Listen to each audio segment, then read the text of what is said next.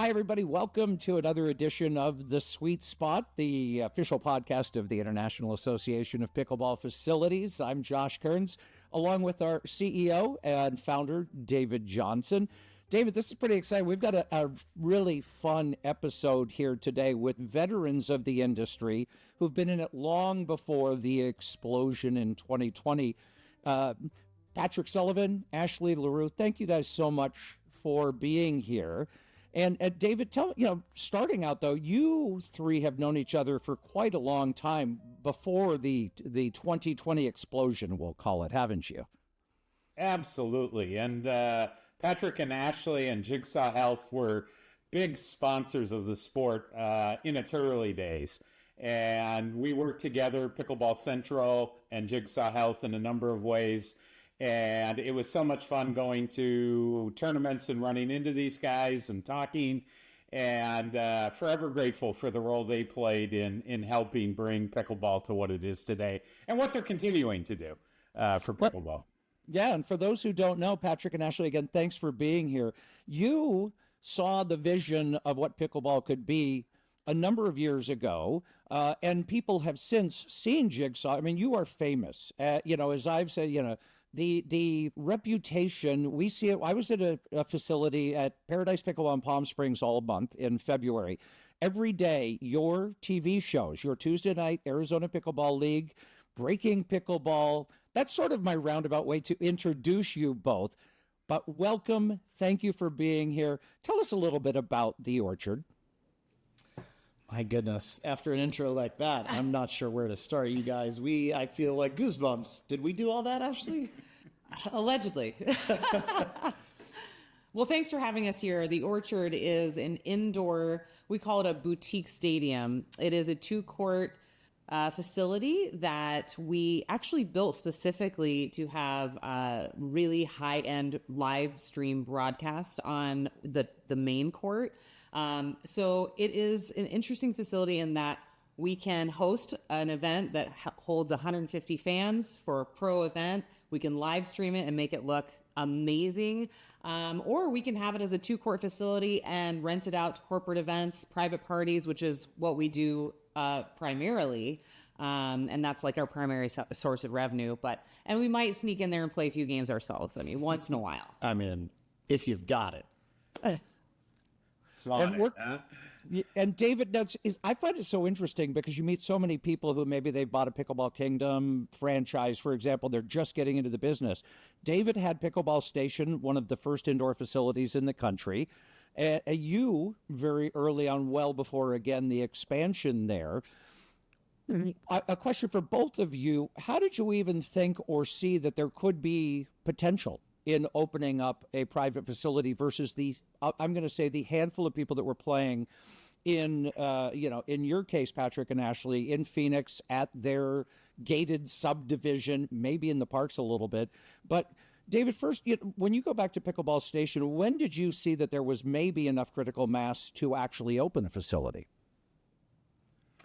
Well, Pickleball Station was a bit of a quirk in that we put it into the warehouse of Pickleball Central. We had moved into a larger warehouse. We took more space than we needed at the time because we tended to grow into the space. So we had this extra space, and we said, what do we do with it? And it just became obvious that we should open it up with 4 courts. And so we put some netting around where we're going to put the courts. We had the courts painted. We put up the facility. We probably put $10,000 in it to get it up and off the ground. So not only were we one of the first, we were probably one of the least expensive facilities to open up. Now it's $500,000, it seems like. But for us, we were unique, and it might have been somewhat the same for Patrick and Ashley, that it became kind of a lab for us as well. So we were having people come in and we could have them test products. We did product development actually on the court. One of the nets that we sold was developed right on the court, and we would go through modifications and try it out. But it was obvious as soon as we opened it and the folks were coming in that It was much needed. In the Seattle area, an indoor facility 8 months out of the year is a godsend to pickleball players, and it was successful from day one. Patrick and Ashley, in your case, how did you recognize, first of all, why did you start the Orchard, and then why the model that you went with, which obviously different than what David did, which was serving the broad public, come on in, do open play, drop in, all of that, buy paddles, things like that?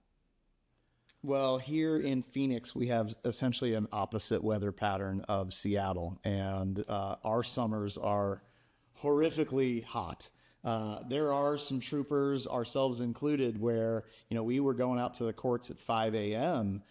During those summer months, and it just got busier and busier. And as pickleball grew and grew, it kind of was like, why isn't anyone doing this indoor? But the real trigger happened during COVID, and Ashley and I, we were walking the dogs. We're like, what is going to happen? We're locked out. They've locked down the courts. So even the public courts we can't go to. And Ashley was like, Well, I mean, also we had just started sponsoring the PPA and the APP tour. And we were so excited because we'd made all these new commercials that we wanted to run on the broadcast, the live broadcast, and there weren't any. because For there's no tournaments. months and months. And we're like, so excited to get started, and we can't get started. And I was like, what if we just did our own indoor pickleball facility? Maybe we could host pro events there and like do a live broadcast and play our own commercials on there. And the government wouldn't need to know about it.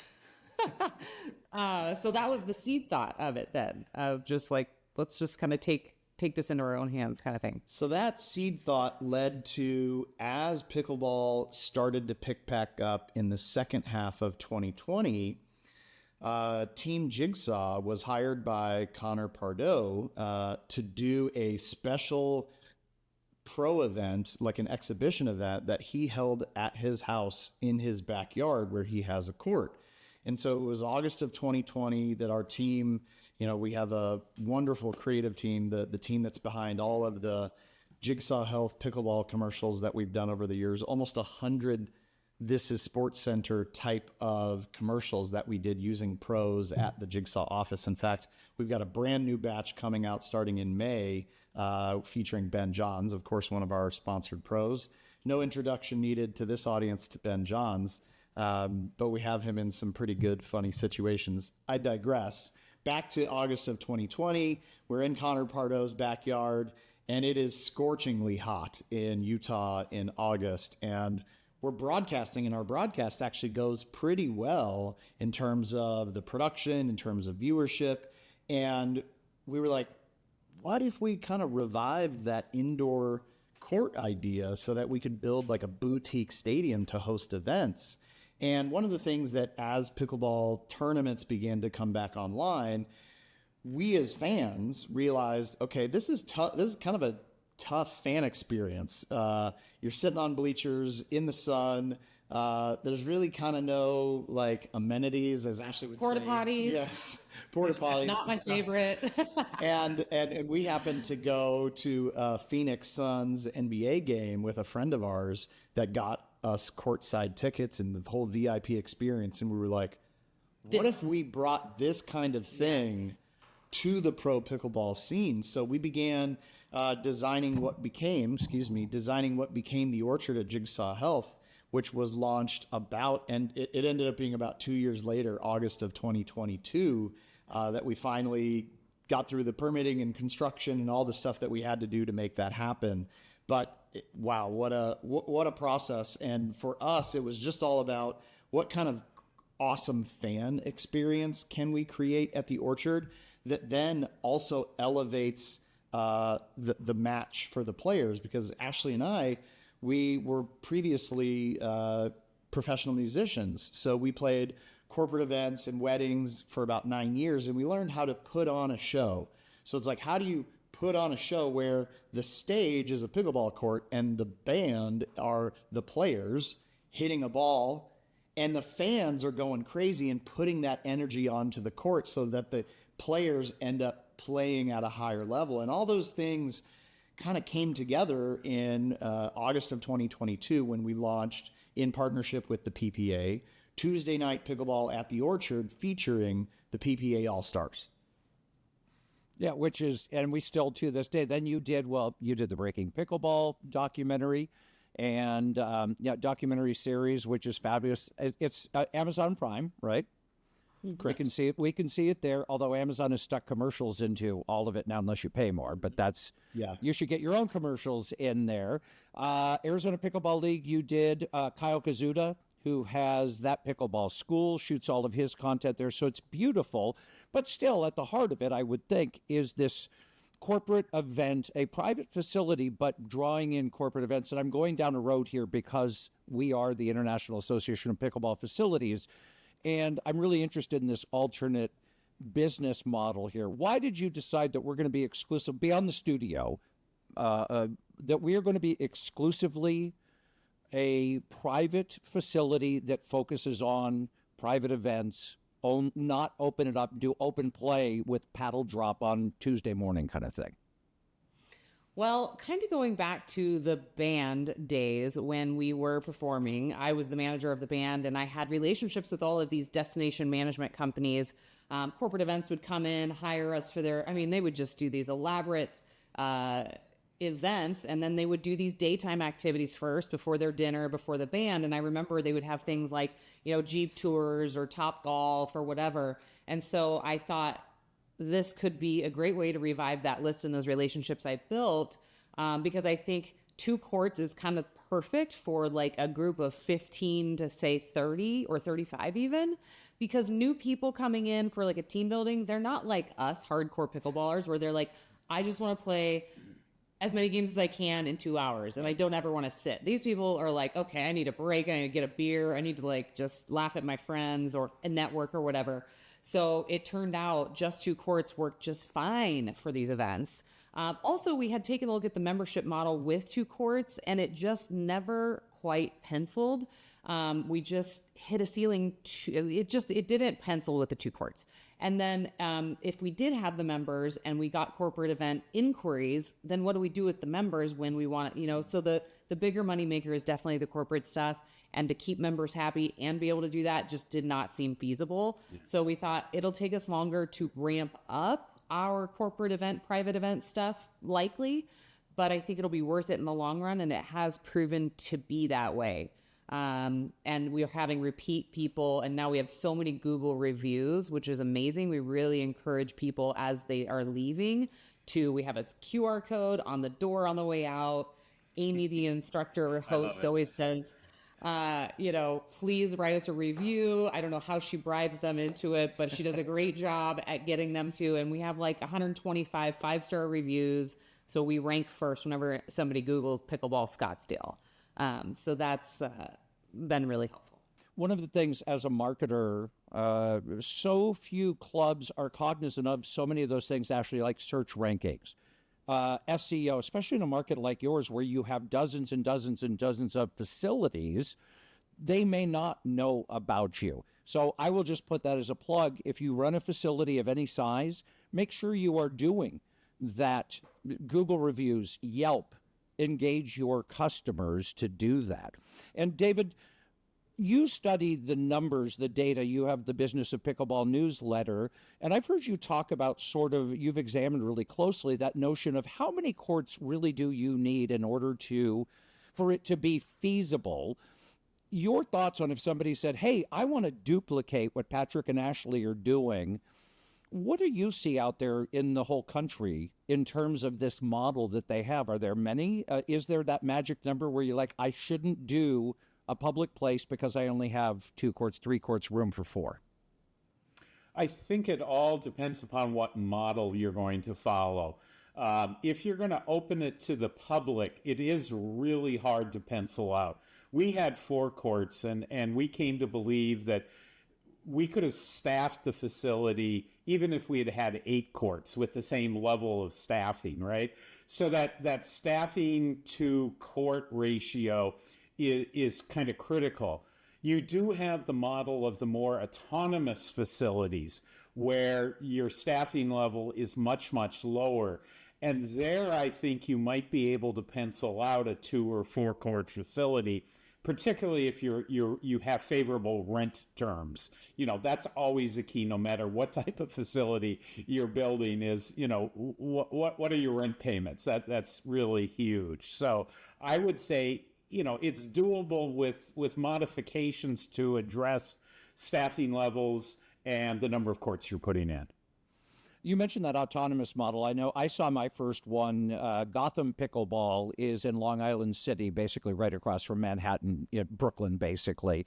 And they've gone with that automated model where they only have staff. Occasionally, they'll have somebody there to monitor open play or when there's coaching, but they're open, over 12 hours a day, automated. How, when you think about that, for all of you, would you ever go fully automated? We've talked to different people, Chris, at Indianapolis Pickleball Club, for example, but when it comes to this automated model, how comfortable are you, Patrick and Ashley? Would you ever be comfortable leaving the place open and trusting the public to go? Obviously, you have a different model, but still that notion, because I would assume you've looked at that at some point, can we get the court used without us having to actually be there? Yeah, yes and yes. We are, I would say, semi-automated. I'll give a hint here. We used a security system, Eufy, EUFY. It's a doorbell system that has video, a code, a fingerprint, and also you can talk to the people. So essentially, someone could walk up, push the doorbell. It would go to either my phone, Ashley's phone, or really Amy's phone, who's the general manager. She would be able to have a conversation with them. And if she wanted to, unlock the door for them to go play. And if it was like somebody that literally walked in and was like, hey, I want to play right now. She's like, okay, it's $100. Here's our Venmo. As soon as the Venmo comes through, she opens the door, lets them go in. And the Eufy system also has cameras that are interior. So it's all connected. The reason I kind of like it is you don't have to pay a security. You don't have to pay a ongoing subscription fee. It's just connected to your Wi-Fi. So we found that as probably the best, simplest prosumer kind of setup for automating the entry that doesn't require people to get keypads or whatever. It also has a feature where if, say, so Amy's phone number is the one that's connected. So she'll get calls of, hey, somebody wants to come in and play tomorrow at 2 p.m. She'll check the Google Calendar. If it's available, she'll say, it's $100 an hour to play there. Okay, you want to do it? They send a Venmo. Then she sends back a code, a door code that she plugged into Eufy, all remotely, all done over her phone. And that enables them to walk in and play. And, we're kind of like, well, do we trust people? It's like, people, if you have staffing there, people could still make a mess or whatever. It's like at a certain point, you can't be. That's why we have cameras. And we do have cameras, and it also, the Eufy also has like an SD card that you put into the device that it records and keeps it for, I think, 24 hours or whatever. So. And we lock the bar.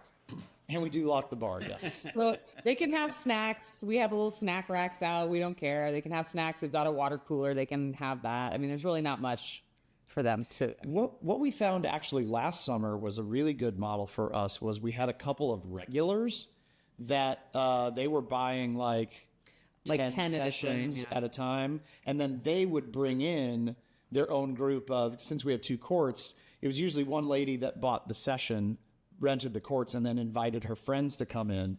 And we really didn't have to be there. I think Amy was maybe there for the first one or the second one. But once they became regulars, she just let them come in and play. And they felt like, well, first of all, the facility really is beautiful. What we built, what our team designed and built, it is beautiful. So when you go in, this feels elevated. And I think that there's almost like a certain amount of human nature that like when you're in an elevated place, you behave a little bit better. So the people that are there are like treating it well and having fun and just so grateful and happy to be there. And it turned into then a little bit more of a word of mouth thing because the one primary customer was bringing in different friends. Then that, somebody from that group would be like, oh my gosh, I want to start bringing in one of my friends. So I know we have lining up for this coming summer, a number of groups that are planning to do that as well. And that's very easy money, I guess you would say. So you guys charge $100 and they get access to both courts? It's $100 per court per hour. Per court per hour. Yeah. Okay. I mean, so that's a premium price, but it's a premium experience that they get. Yeah. Right. David, you were going to ask a question and I cut you off. So on the corporate event side, can you give us an estimate, per month of how many of those you're able to host? What, are you at 15? Are you at 10? Are you at 30? It's closer to 10, to somewhere between 10 and 20. Yeah, and revenue is somewhere around like 12 grand a month right now. Yeah. Anywhere between 10 and 18 is kind of 18 was like our best month.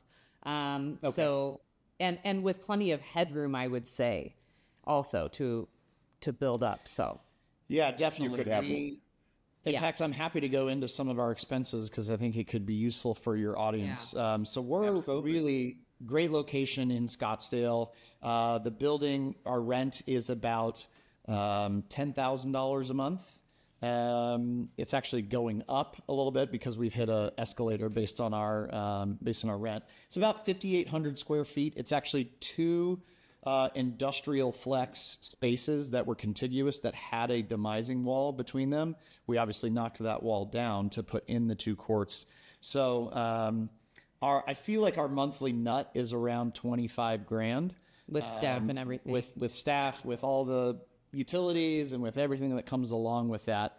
I know that we pay really well because we use Amy on the Jigsaw Health side of the business as well. So she's full-time staff, even if she's not always at the Orchard facility, training, instructing, or whatever the case may be. So we feel like, break even is about 25 grand a month on the two courts. Our goal for really rentals is to get ourselves to that place, to get ourselves up to 25 grand. Like Ashley said, we're averaging right now between 11 and 18. We have good relationships with the destination management companies, and those have driven a lot of good reviews. But even Google Maps, going back to the band again, one of the things we found was essentially a strategy of quote unquote directory marketing, where on Wedding Wire, our band was ranked like #1 because it had the most 5-star reviews, and it basically led to getting more and more gigs. And the more gigs you get, the more reviews you get, so it becomes a self-fulfilling prophecy.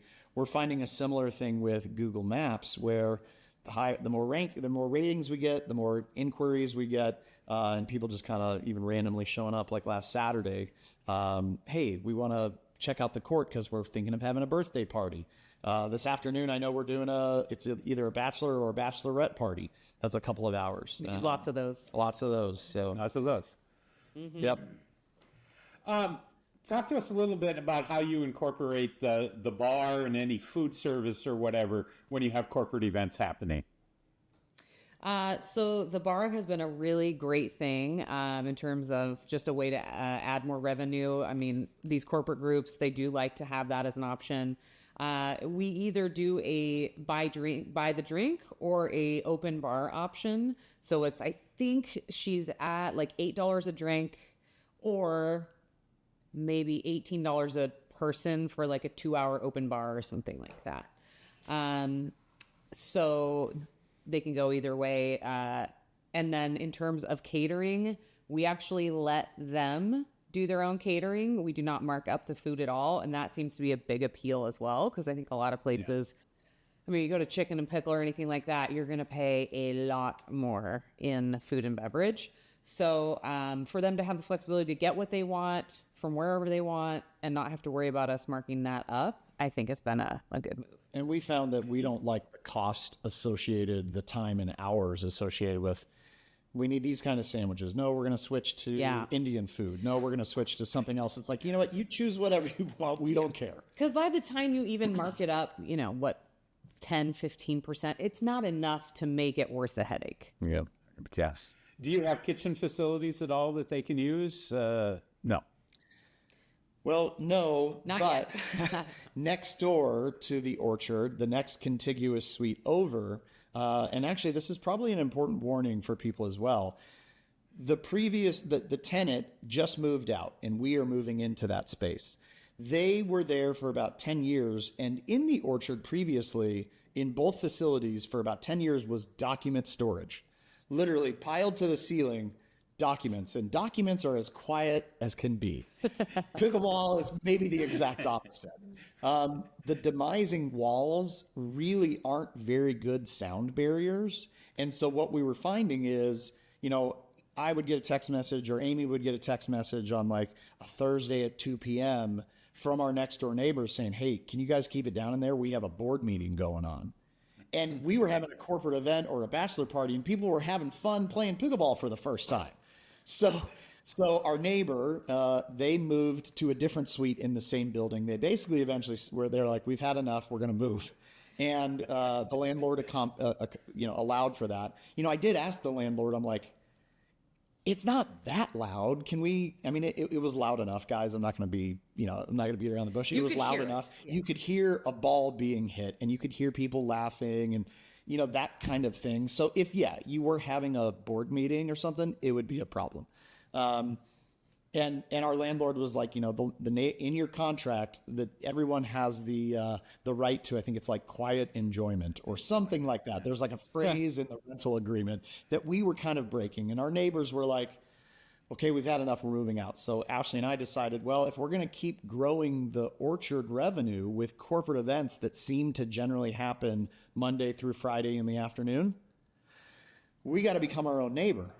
Okay, we can't put we could have put another pickleball court in that space, but then we, make the next neighbor. The next. So we said, okay, because we're doing court rentals, what could we do with the space? And Ashley's idea was to turn it into kind of like a coffee shop vibe, overflow space that could be used. And the coffee shop vibe turned into, let's just make it an actual coffee shop. So in May, maybe in time for the IAPF meeting that's happening at the end of April, I don't know if we'll have our certificate of occupancy and the construction done, but we're opening in just a couple of weeks the Firefly Organic Coffee and Market. Oh, yeah. And you guys have already proven to be scofflaws, Patrick. You just, disregarded all the COVID protocols. So why not let us come and hang out? That's right. That's true. We're probably already wanted in 15 states. I want to ask you, as a follow-up to the event business itself, because I'm working with a new facility that's going to be opening up. There's a lot of space, and looking at working with them on bringing in corporate events, different flex events, though. Sometimes it's going to be a meeting where they want to, do real business and have PowerPoints and things like that, and then they want to have pickleball on the end and all that. How do you identify, A, what your markets might be, where are those different targets, and then B, how do you actually market to bring business in as opposed to them hoping that they find you? I would say start with the event planners, destination management companies in the area. You can Google that. Just call them and say, hey, we opened up this new facility. Can I send you some information on it? Maybe. And basically, they're always looking for new event places, things, offerings. And they will put you in their book, their pitch book, essentially. So when they get people that come in that are planning their events, then you can be in the running. It takes a little bit of legwork up front to do that and to start to build those relationships, but they're very fruitful because that's all they do. And once they come and their groups have a positive experience at your place, you're moving up in the ranks in their book because they know it's easy to work with you. They know it was a positive experience, and they looked good because they took you there. They took their people there. So in the band, we followed a similar formula. We had a showcase night when we were first starting out. We invited wedding planners, destination management companies to a rehearsal space that we set up all of our lights, and we really put on as a band a show. Yeah. It wasn't just jamming out to Freebird. It was dance moves and stuff kind of thing. Yeah, dance moves. I said it. Sweet dance move. That's right. And we found that it took a while to sort of get into their books because destination management companies, event planners, they don't want to have a strikeout. So if they recommend something new, it's risky. If they kind of do the same old that they know gets them a base hit every time, it's like safe for them. But when we had the chance to finally work with an event planner for the first time and we knocked the ball out of the park, then we jumped up into their book and we were getting booked constantly. So the first 3 years of the band was kind of a struggle. The last 6 years was like we had more business than we wanted to. And I think we're kind of finally seeing that same thing with the Orchard where we had an open did we have an open event kind of thing? Actually, I was going to say one of the things that I would recommend doing is to, when people reach out to the destination management companies, to say, we are happy to host you and your coworkers just to come in, play pickleball for an hour so you can experience it yourself. We've done several event planner things where they came in and like all the different event planners in the area got to play and experience the space. So that helped. Genius. Yeah. I call that the prime the pump, method, right? Exactly. Yeah. Exactly. I think those things are crucial.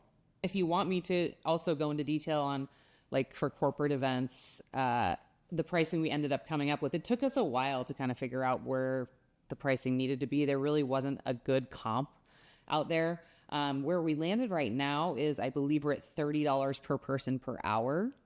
Unless the event group gets over a certain number of people, then it goes to a per hour thing. So if it's like over 30 people or something like that. Just slight correction. I think you said $30 per person per hour, but it's $30 per person per the 2-hour event, I thought. No. No? No. It's Okay. Well, she would know. Yeah, she would know. She runs the business. That's true. She manages that, and Amy, her and Amy close all the deals. So. And what's the average event duration? Is it 2 hours, 3 hours? 2 to 3.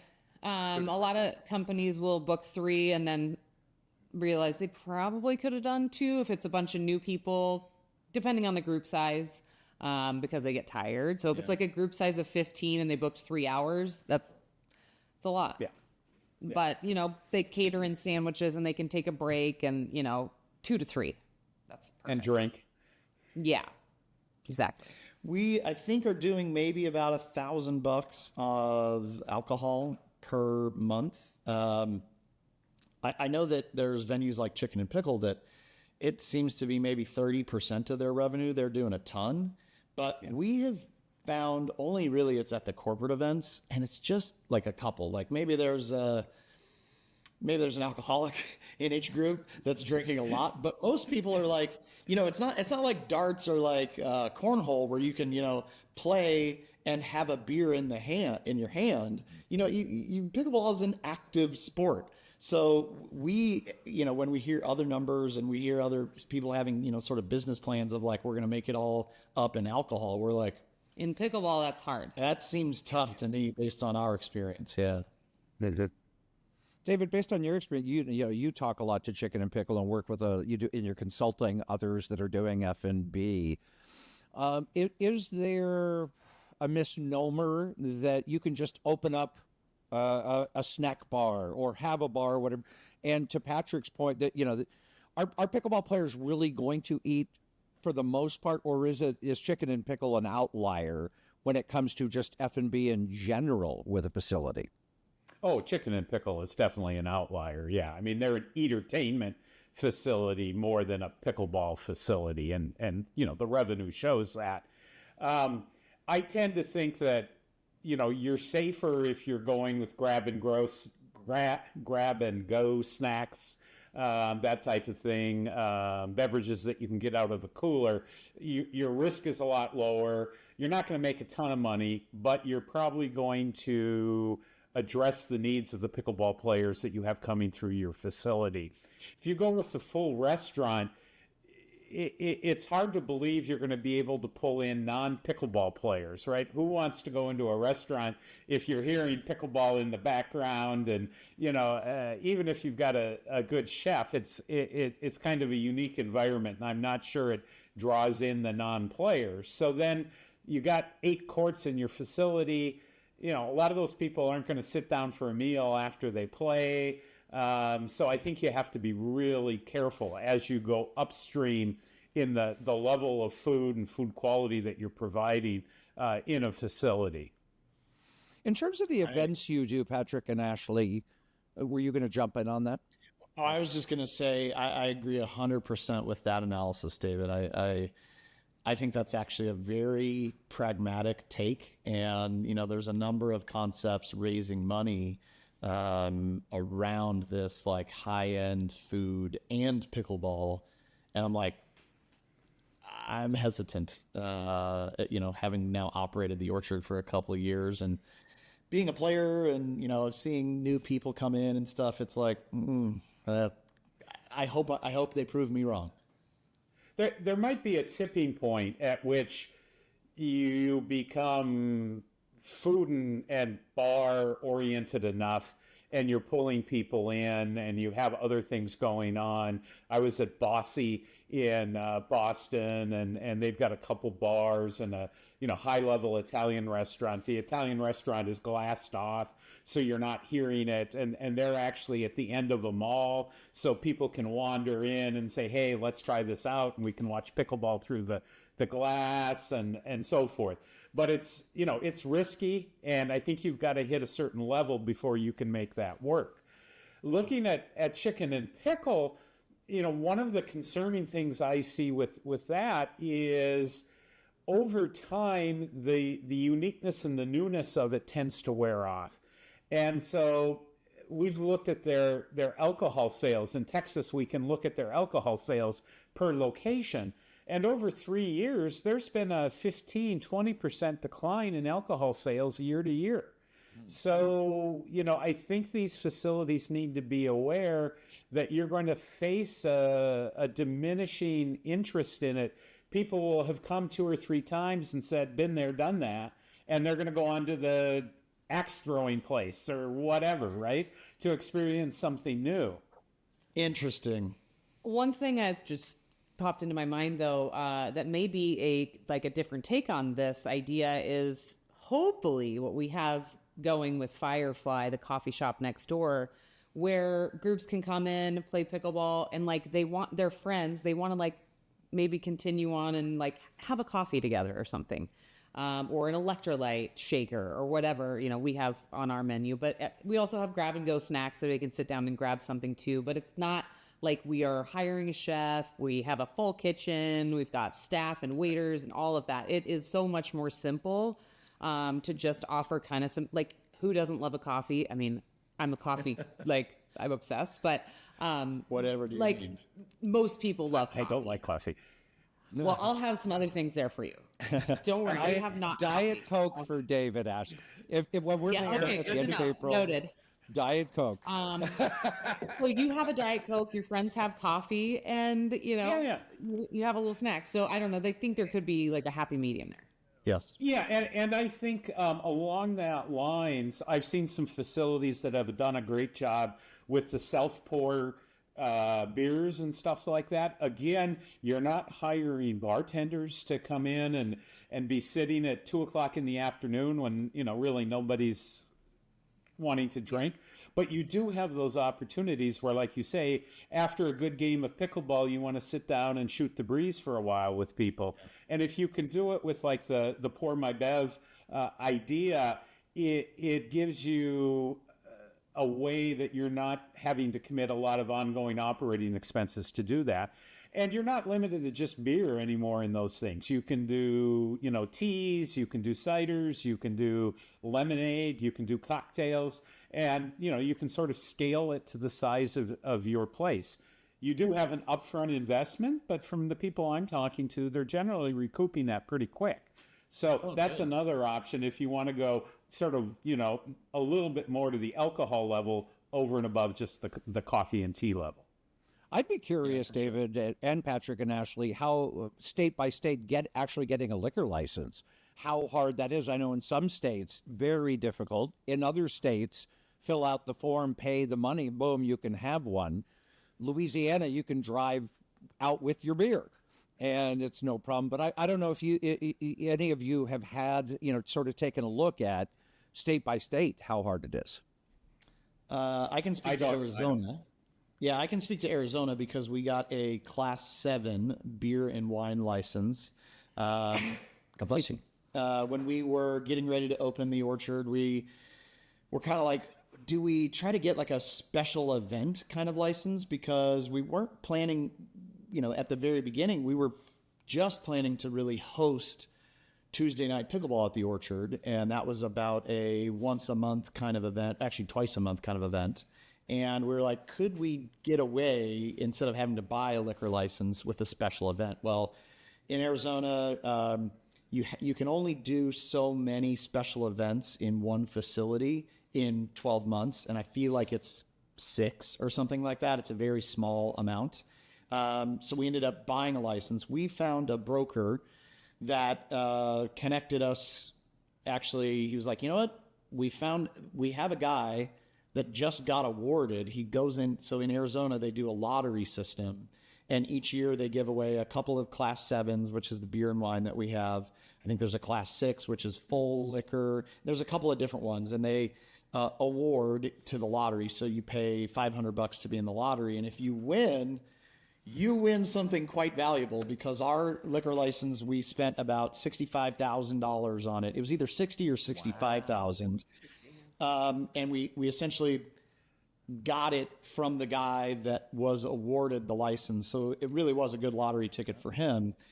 We felt like, okay, this is actually a good investment because this license, as long as we keep renewing it, it's an appreciating asset. So if we get to the end of the run of this, it might be worth $85,000 by the end of it. So it does have some value. There is upfront cost. For us, it was working with Arizona Liquor Industry Consultants is who we found, and I'm sure it's regulated by the state, so I'm sure it's different in each state. And then Patrick and Ash, you mentioned the difference between beer and wine versus liquor. Do you feel like only having a beer and wine, that's sort of the ROI on that? Or would you wish you had gone even higher and gone the full liquor, or is it just fine with beer and wine? Yeah, I think liquor license was about double. And even logistically, we don't have a lot of space. So to have a full bar, also we would have had to have like a sink and plumbing, which we don't have in the orchard, to like cut citrus, and like that's part of the code if you have that.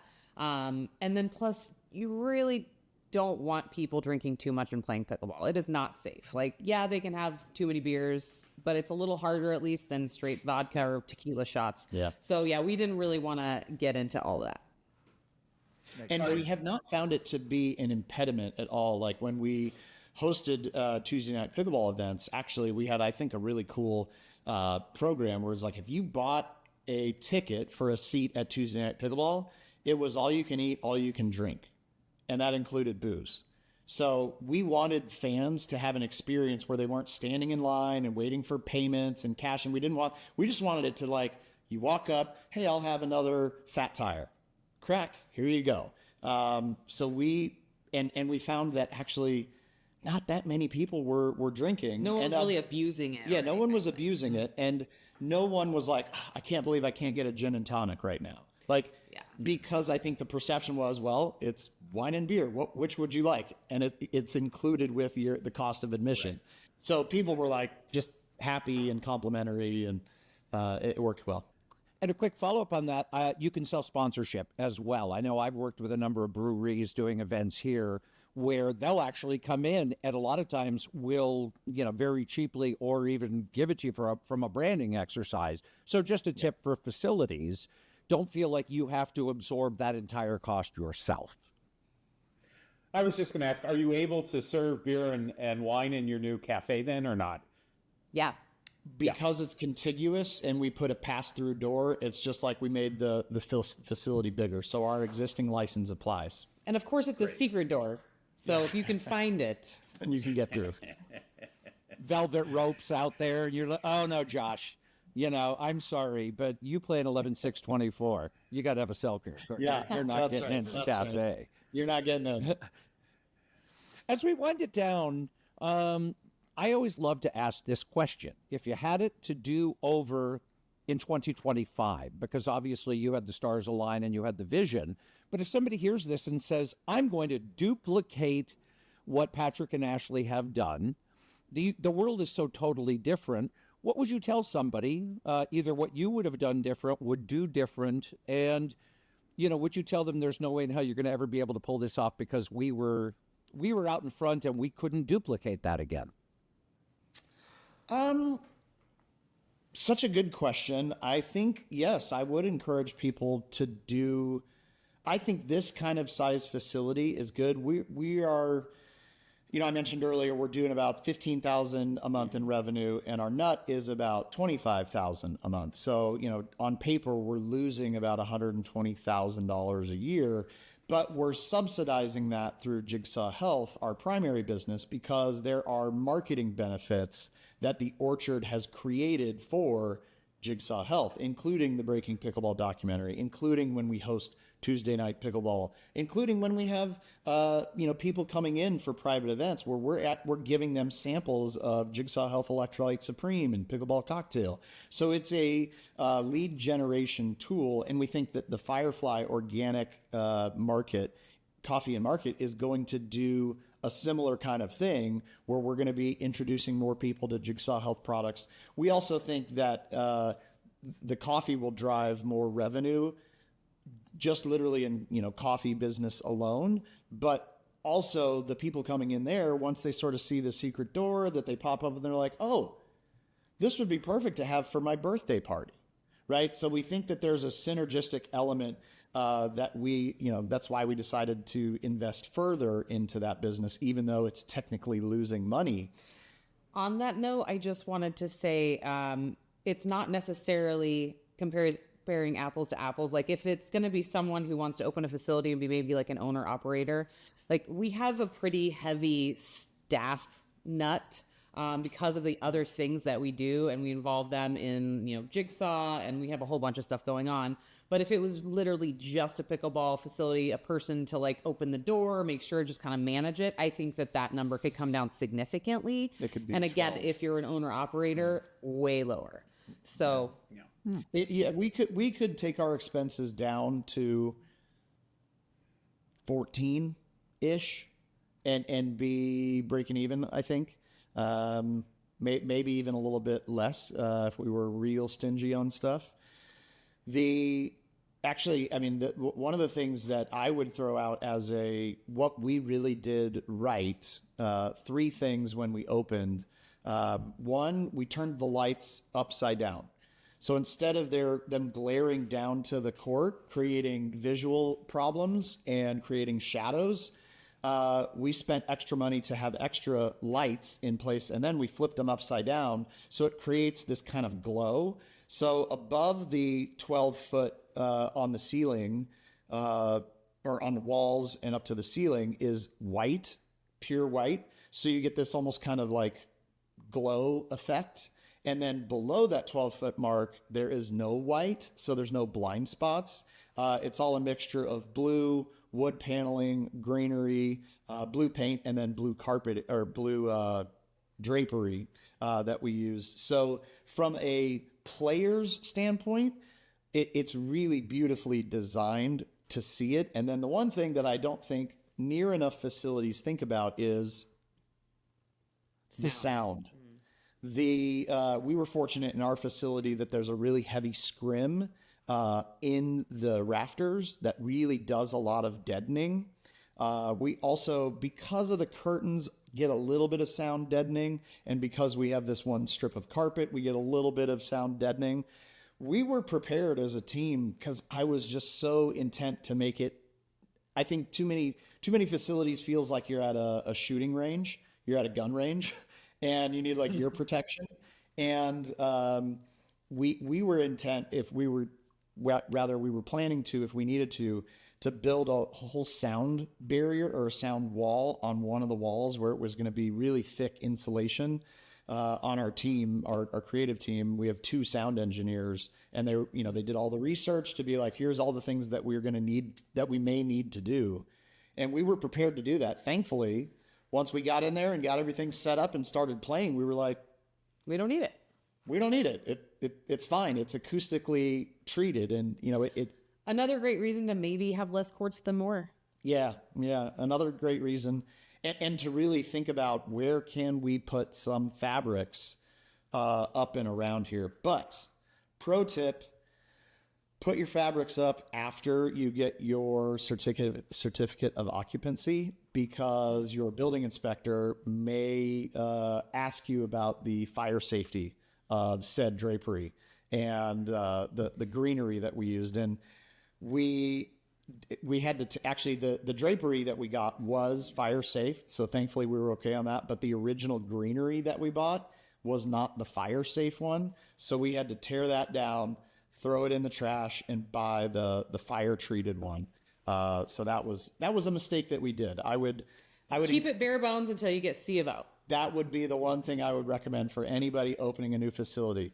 Keep it as bare bones. It doesn't have to be pretty to get your certificate of occupancy. That's right. Make it pretty later. And specifically on the fire safety side of things. Yeah. 45 minutes, and we got that one tangible piece that applies to everybody who's opening a new facility. You're welcome. You're welcome, everybody. David, anything more before we wind it down here? No, it's been great. You guys have shared some great information. I've learned a lot, and I'm sure everybody watching will learn a lot too. So thank you, guys. Cool. Yeah, Thank you so incredibly much. valuable. We're going to see you. I'm going to plug it one more time. We're going to see you at the IAPF regional meetup, and thank you so much for hosting us April 28th and 29th. We'll be headquartered there. We're going to have a number of presentations. David will deliver a keynote on the state of the pickleball industry. There's just so much people, there's so much there. It's going to be fabulous. We're going to have sessions on PR, marketing, programming, the nuts and bolts of HR, insurance, taxes, things like that. So very practical. This is going to be a really jam-packed 2 days. We're going to have Selkirk there, Court Reserve, a lot of other vendors. We have other suppliers. And then, of course, I did see on our map that we do have the bar right by the door. So we're going to have lots of good food and beverage. And David and Chris and I are, we're just so excited to be working with you. We're going to put on a great 2 days, 4 facilities. Thanks to the generosity of some of our supporters, it's going to be complimentary admission. We still have a few tickets left. Go online, pickleballfacilities.org. We've got tickets there. I'll put the link in the right on top of this there. So there's my spiel. But Patrick and Ashley, we're going to have you on stage. We will do some of this, and obviously I will share this out for people who won't be able to attend. But there's going to be a lot more. I'm going to come up with new questions for those who've already watched this and still want to attend. It's going to be a lot of fun. Great. Thank Thanks, you guys. all. Bye. You're totally welcome. See you soon.